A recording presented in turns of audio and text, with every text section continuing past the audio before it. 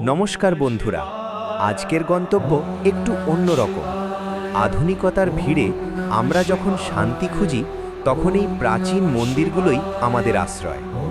আজ আমি আপনাদের নিয়ে যাব চণ্ডীপুর শিব মন্দির এবং বাজিতপুর কৃষ্ণ মন্দিরে।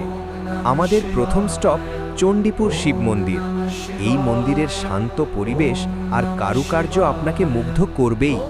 এখানে মহাদেবের আরাধনায় এক অদ্ভুত ইতিবাচক শক্তি পাওয়া যায়। দেখুন, মন্দিরের গায়ে এই সূক্ষ্ম কাজগুলো কত পুরনো ইতিহাসের কথা বলে। শিবরাত্রি বা বিশেষ দিনে এখানে ভক্তদের ঢল নামে। আপনি যদি ভিড় এড়াতে চান, তবে খুব সকালে চলে আসুন। মনের সব ভার যেন এখানে এসে হালকা হয়ে যায়। এবার আমরা চলে এসেছি বাজিতপুর কৃষ্ণ মন্দিরে। এখানকার পরিবেশটা একদম আলাদা, স্নিগ্ধ আর প্রেমময়।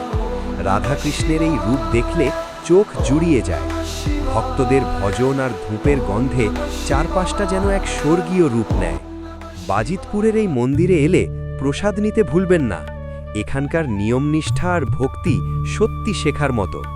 সারা দিনের ক্লান্তি শেষে এই মন্দিরের চাতালে বসে কিছুক্ষণ সময় কাটানো মানেই আত্মার শান্তি। কেমন লাগলো আজকের এই ছোট্ট আধ্যাত্মিক সফর? ভালো লাগলে ভিডিওটি শেয়ার করুন আর আপনাদের প্রিয় মন্দিরের নাম কমেন্টে জানান। দেখা হচ্ছে পরের ভিডিওতে।